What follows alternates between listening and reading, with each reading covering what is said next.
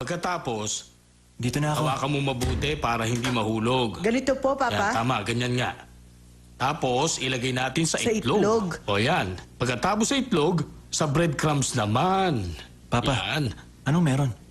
Si Mama Ah. po. Nasa taas si Mama. Nalulungkot kasi siya.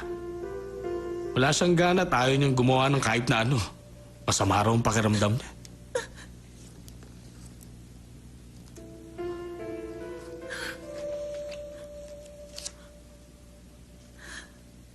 Kaya naisip kong paghatian na lang muna natin ang mga trabaho rito. Good luck. Alam niyo ngayon ko lang ulit nakita nagkaganyan si Mama. Okay, ituloy na natin to, Dennis.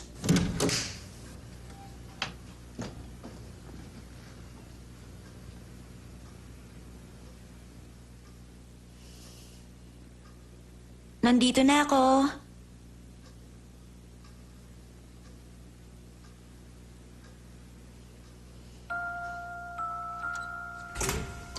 Welcome home, Casey! Niluto ko ang paborito mo. Lasagna ang pagkain natin ngayon. Nakauwi na si Casey na walang utak. Ikaw talaga, Dennis. Casey, kumusta pag-aaral mo? Kampay! Halika na. Kain na tayo, Iha. Maupo ka na.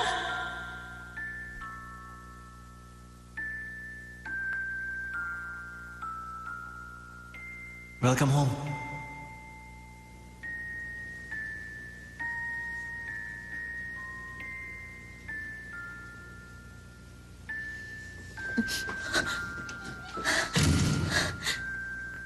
Hindi pwede!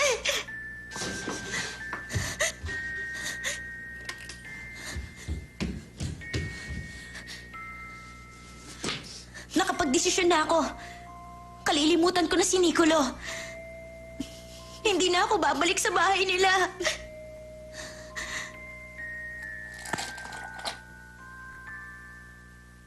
Kuya Nicolo, anong nangyari kay Mama? Sandali. Sana hindi si Casey ang dahilan kaya nalulungkot si Mama. Dennis, may sarili kang kwarto, hindi ba? Dapat hindi ka na laging nandito. Ngayon na ibalik na yun sa'yo. Alam ko yon, Kuya. Pero ang totoo kasi, nasanay na ako nandito sa kwarto mo. Good night, Kuya.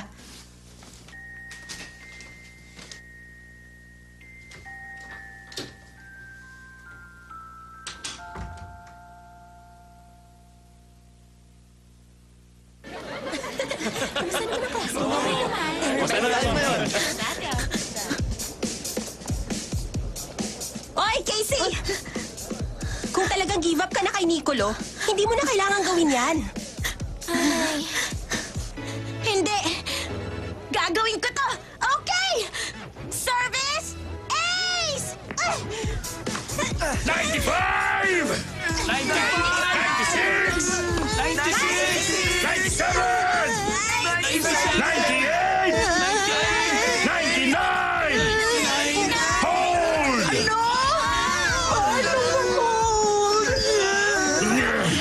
100! 100!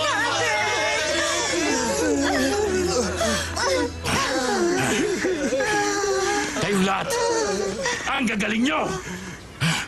Marami sa mga kasabay nyo sumuko kagad! Pero tumuloy kayo at natapos nyo ang napakahirap na training! Pinagmamalaki ko kayo! May pabuya kayo! Magmula ngayon, papayagan ko na kayong pumasok sa tennis court! Seryoso? Sigurado ka?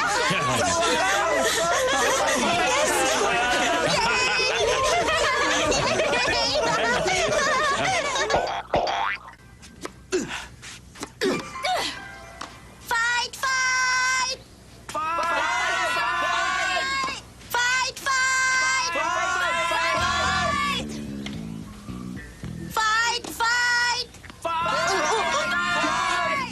Fight! Fight! Fight! Nasa court nga ako pero namumulot lang ako ng bola.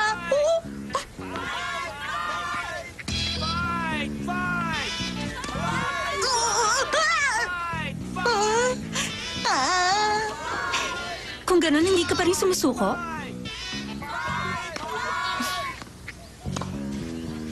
Pero, kung ako ang nasa lugar mo, hindi ko to kakayanin.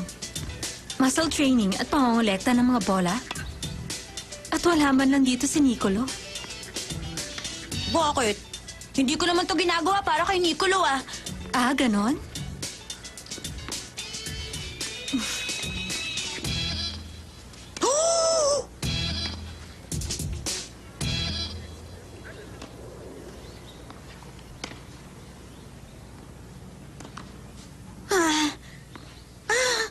Bakit ko ba to ginagawa? Teka, bakit mo hinapakan yung bola? Kung tennis player ka... Ikaw, bakit namumulot ka pa rin ng mga bola? Nicolo, bakit ka nandito? Dahil member ako ng tennis club. Pero hindi ka naman nagpa-practice, di ba? Hindi ba ako pwede mag-practice? Nicolo, dito. Sabay tayo mag-practice. Okay, tama na muna yung service. Volley at stroke naman ngayon. Okay! Hindi! Nakapag-desisyon na akong kalilimutan ko na si Nicolo. Wala siyang ideya kung anong nararamdaman ko. Ginagawa kong lahat ng kaya ko para kalimutan siya. Oh, Nicolo! Bihira mangyari ang ganito, pupunta ka rito para mag-practice ah. Huwag mo sabing...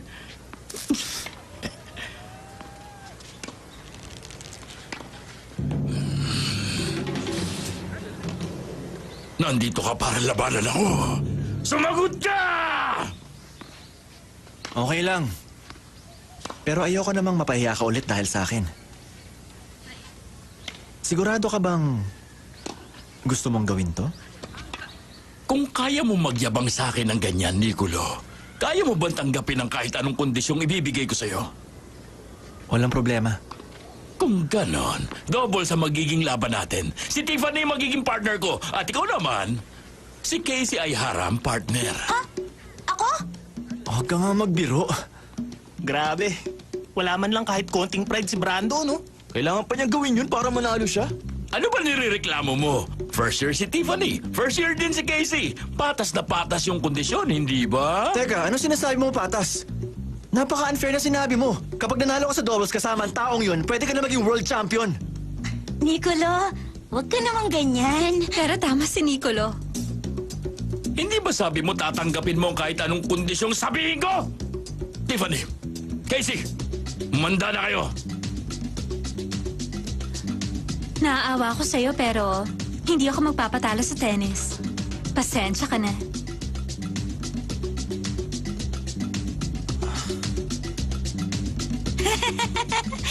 Imposible to, di ba? Imposible. Imposible. Anong gagawin mo, Nicolo?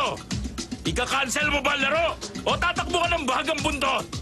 Nakakahiya yun para sa isang lalaki, hindi ba, Tiffany? Ha? Makinig ka. Hindi mo kailangan tamaan yung bola. Ha? Tatanggapin mo yung hamon? Ano pang magagawa ko? Hindi na tayo pwede mag-back out ngayon. Tandaan mo, wala kang ibang gagawin kundi tumayo. Basta ayoko makasagabal ka sa gagawin ko. Ayokong makasagabal ka sa gagawin ko?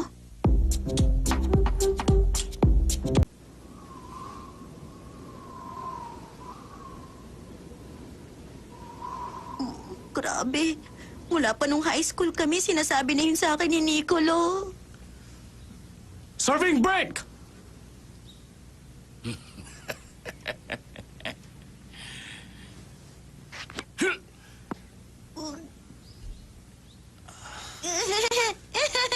In love!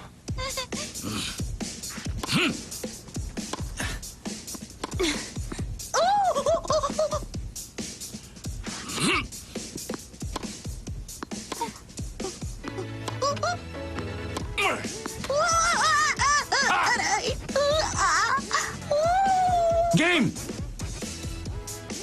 Aray!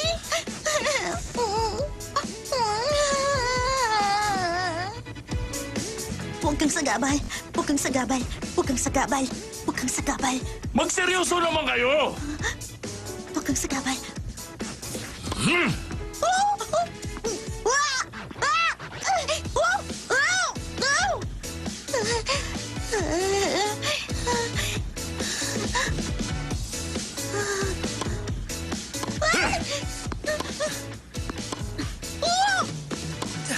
Ah!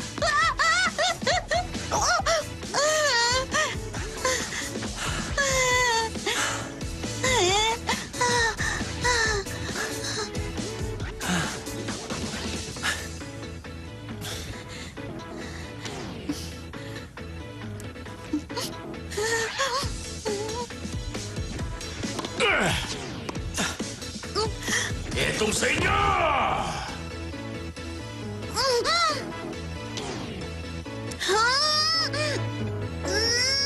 Tabi! Ako papalo!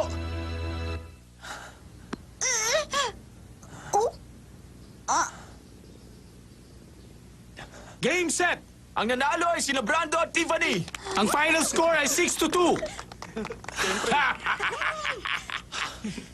Ay, sayang naman! Muntik na kayo manalo, Nicolo! Pero napansin ko, okay pala teamwork niyong dalawa. O ano, gusto niyo bang maglaro ulit tayong 4 ng tennis sa 1 linggo? Hmm? Walang problema. Ha? Seryoso ka? O wag na lang kaya. Baka kasi ipahiya na naman kita, Brando. Hindi ako takot. Sige, maglaro ulit tayo next week. Parehong oras. Okay ba, Tiffany? At Casey? Oo. Opo.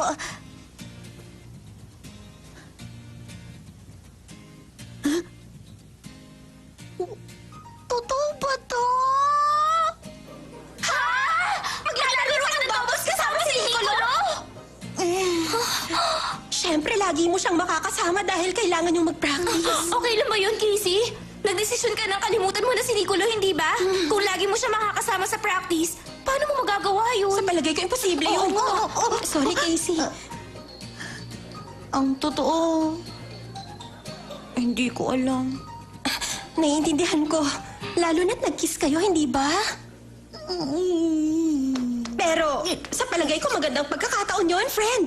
Magkasama ninyong gagawin ng isang bagay. Baka magbago ang feelings niya. Imposible. At imposible ring manalo ako sa tennis game laban sa mga taong yun. At isa pa, marami na kaming ginawa ni Nicolo na magkasama. Tinulungan niya ako mag-aral para sa final exam noon. Tinulungan niya rin ako sa homework ko ng summer vacation. Pero kahit ganun, hindi pa rin nagbagong feelings niya para sa akin. Tama ka.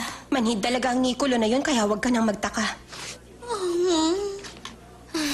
Palagay ko, magiging mahirap ang linggong to para sa'yo, Casey.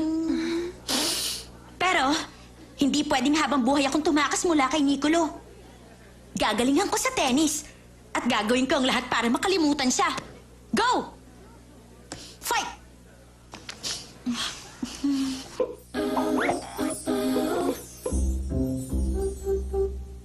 Alam mo ba masyado nung nakakaabala kay Nicolo ang ginagawa mo? Ginagawa akong kaya ko para hindi na ako makaabala sa kanya. Sa laban natin nung nakaraan at sa araw na to, pangalan ni Nicolo ang nakataya.